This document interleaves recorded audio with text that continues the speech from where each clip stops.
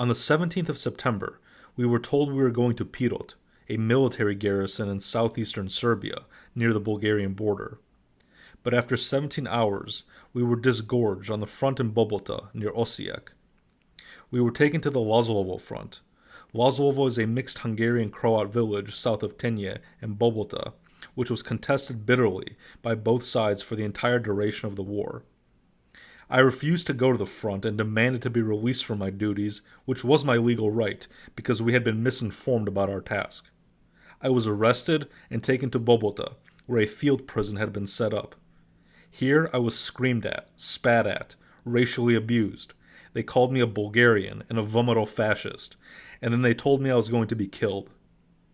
They did not actually touch me, but they were on the verge of doing so when some colleagues from Štip, Serbs in the military police, intervened and prevented things from getting worse. They told me I must either go to the front or they would leave me here with the Chetniks in Bobota. They told me they could do no more, so I returned to the front. We were under permanent attack there from the direction of Chepin, a village south of Osijek on the main road into the city.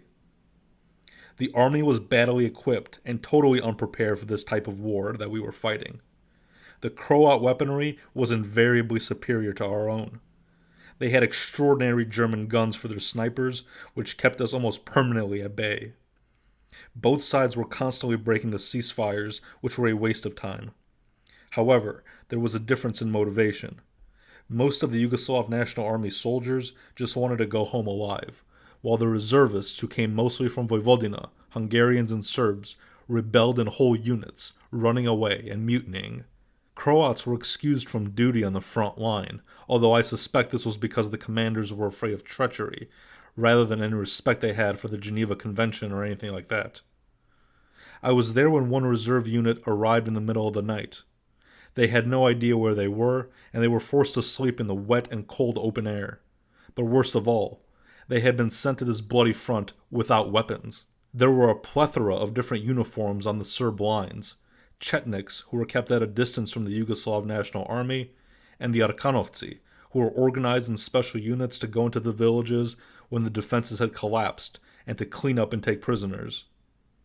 There were tremendous tensions between the Yugoslav National Army, the reservists, the non-Serbs in the Yugoslav National Army and the Serbs, the locals, the Arkanovci, and the Chetniks. For example, some Croats who stayed in Stara Tenja were killed by the Arkanovci, provoking bitter protests from the local Serbs.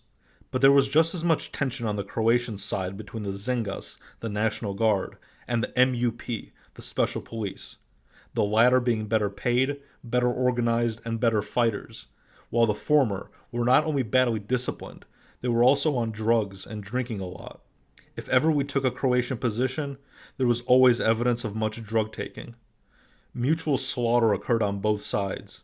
In Karadzicevo, the Croats slaughtered a large number of aged Serbs, while in one incident in a village taken by the Serbs, the Chetniks threw a grenade into a bomb shelter where 15 Croat civilians had taken refuge. Another thing was that Yugoslav National Army soldiers were informing the Croats. I was in Siloš when a mortar attack began at 1500 hours. The attack failed miserably as the tanks were in hidden positions. But at 1800 hours, 4 grenades fell precisely on one hidden tank, killing the 3 occupants inside. No other grenades fell. An attack like this could only have been carried out with inside information, and a military investigation later established who had done this, but I don't know what happened to him. As an officer, I was given the chance to visit home one weekend at the end of October, and I simply didn't return. So now I am classified as a deserter.